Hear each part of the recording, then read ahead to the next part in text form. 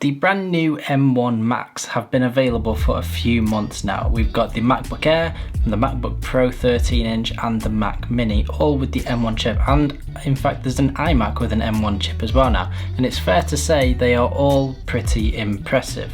Apple are pretty much turning the whole computer world on its head as to what is possible with computers now, because these M1 Macs that are out at the moment are all the baseline models, and they are all capable of keeping up to computers that are a hell of a lot more expensive than they are. It's insane what they are capable of. They use such a little amount of power to run themselves, yet they are capable of seriously strenuous tasks. It makes me a little bit sad that literally 2 weeks after picking up my MacBook Pro 16-inch, which I absolutely love, I always use it plugged into my external monitor here, and I love this device, but literally 2 weeks later, I could have saved myself a hell of a lot of money and gone for an M1 Mac that's sometimes more than half the price of this 16-inch MacBook Pro, and just as capable in a lot of ways. Now, I have been tempted on a number of different occasions to sell my 16-inch MacBook Pro and exchange it for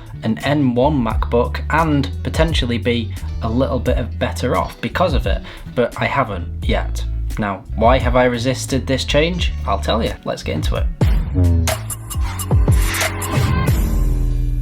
Now, just before we go any further, if you are new to this channel, my name is Scott Edwards. I make all sorts of video, photography, tech related videos, so if they are the sorts of things you're interested in, consider clicking that little subscribe button just down below there and come and be a part of this community. So one of the first reasons that I have not decided to exchange my 16-inch MacBook Pro for an M1 Mac is that there is apparently a brand new refresh of the MacBooks coming very soon, and I think this is slightly overdue, to be honest. Now, that's not a bad thing, because these things don't look dated at all. They look absolutely incredible, which I think goes to show just how good a job the Apple product design team does, because they just do not look outdated at all. Now, yes, this was only released 2 years ago, but the actual design of the MacBook Pro hasn't really changed for a good 4 or 5 years. I think the only thing that maybe does look a bit outdated about the MacBook Pros is the bezels around the edge of the screen. Now, if you look at a lot of modern displays, they have tiny little bezels, whether that's a monitor or a TV. The bezels are absolutely tiny, and the screen fills the whole frame of the device,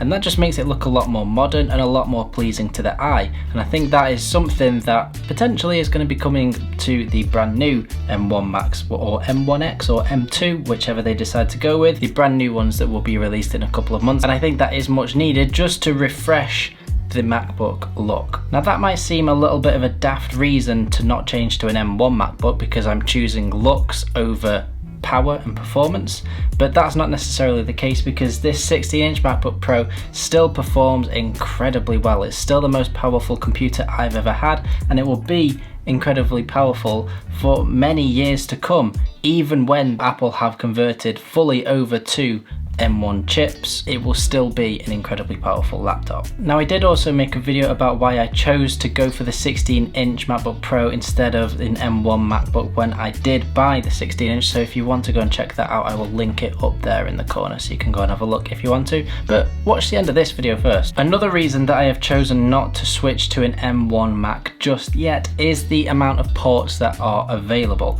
The 16-inch MacBook Pro that I use has 4 ports, 4 USB-C ports, and I use every single one of them all of the time. The M1 Macs that are out at the moment, if you take the Mac Mini out of the equation, because I need a laptop really, so I would go for the MacBook Pro or the MacBook Air, they only have a maximum of 2 ports. Now, when you've plugged in a charging cable, you only really have 1 spare port to plug in a dongle to be able to carry your SD card. Now, that doesn't leave anything on the other side of the laptop to plug anything else in, such as a hard drive. Now, the other thing as well is you are currently limited to just USB-C ports, which means you're going to have to be living in dongle land. And we've been doing that for a good 4 or 5 years now, since Apple converted to just putting USB-C ports on their laptops. However, what is rumoured to be happening, don't know if it is, it's just a rumour, there is apparently going to be an SD card slot put back into the laptops and also a HDMI port.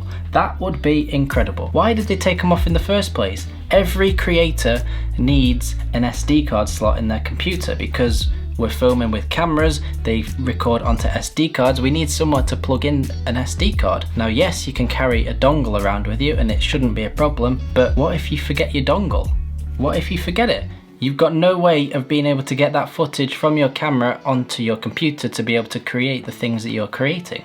So it's a little bit of a hassle. It's another thing to remember, and they're very small, so very easy to forget. An SD card slot on the new M1 MacBooks would be incredibly useful, and that would potentially be what converts me to an M1 Mac. As well as the extra power and performance, the SD card slot would be a game changer, and it should never have been taken off Macs in the first place because it's used that much. So please, please, please Apple, let that rumor be true, because that would be massive. Now a third reason that I have not yet switched to the M1 Macs is plugins. Now this isn't necessarily a huge issue for me, although it will be a tiny little bit, because I use a lot of native Apple apps to do all my stuff. I use Final Cut Pro to edit, I use Logic for all of my video, so a lot of the software and programs I use are designed specifically to run on Apple devices, and they are incredibly well optimized. However, if you use Adobe Premiere Pro or other third-party apps to edit footage or do music or create things, you might run into situations where certain plugins and softwares aren't yet optimized to run on M1. Now if I switch to the M1 MacBook, I wouldn't notice it apart from a few plugins that I use with Final Cut that haven't yet been optimized to run on the M1 chip. So I could potentially do without those plugins, but I do use them quite a lot, so that is another reason why I've not yet switched to M1. All of these reasons being said, I cannot wait to switch to an M1 Mac, because this little beast, I absolutely love it. It's only plugged into my external monitor right now, but if I touch it, it's incredibly hot, and as soon as I start editing in Final Cut, the fans will come on and it sounds like it's going to take off, and it's incredibly loud. And when you're trying to edit with audio as well, it just makes it a little bit more difficult. It means you got to put headphones in, whereas the M1 MacBooks run completely silently and completely cool. The MacBook Air M1 hasn't even got a fan in it. That is insane, and it can edit 4K footage as well as, if not better than this 16-inch MacBook Pro in some situations. So it's just insane. I can't wait to switch to an Apple Silicon Mac. And there is one more reason why I haven't yet switched, and that is on the new ones that are rumoured to be released within the next few months. There is apparently going to be a new mini LED display in them, and that would be incredible, because if you have been lucky enough to see the display on the brand new 12.9-inch M1 iPad Pro, you will know how good that display looks. Now, I'm not saying it's going to be the same display that is in that brand new iPad, but mini LED is an incredible display and they look absolutely awesome, and for creating stuff it just makes it look so much better, and you're seeing something much truer to the natural eye. It's incredible. I really hope that does come to the MacBooks. So there we go. There are a few reasons as to why I haven't yet switched to an M1 MacBook. As much as I would like to, I'm just going to hold off that little bit longer, because I really want to see what these new ones that will be released in a couple of months will be like, and then I'll reevaluate and see where we're up to. But overall, I genuinely cannot wait to be able to switch to an Apple Silicon device, because I think they are so incredible and it makes the future so much more exciting for computing and editing and creatives. It's insane what Apple are doing. I think Apple may have other companies and manufacturers scratching their heads a little bit as to how they can possibly keep up with Apple, because they have made such a huge leap forward with these chips. And I think the reason that they are so impressive is that what it means now is Apple are in complete control of everything they put out, whether that's software, hardware, now the internals of a device. Apple are in control of absolutely everything, which means that they can then optimize everything to work perfectly well together, and that makes such a big difference, because they've not got other third-party companies limiting as to what they can do.